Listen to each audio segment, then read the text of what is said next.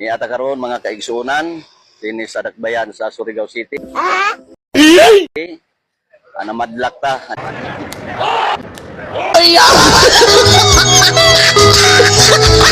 Yung mga establishment, Edjo Home, absolute tungod kay wala man kini sila mosunod sa insaktong proseso under management sa Federal Tribal Government of the Philippines.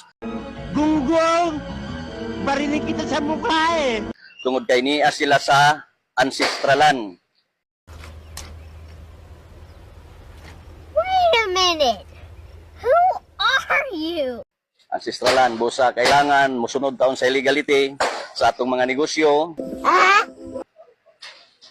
Prior and informed consent ug maingon man sa atong palupa LOC kay ang titulo canceled na.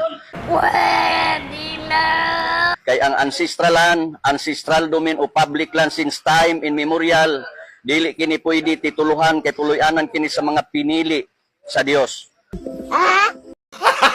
Gago! Busa karon atong i-cancel ang mga titulo kung wala sila legality under management sa Federal Tribal Government of the Philippines, ato silang padlakan.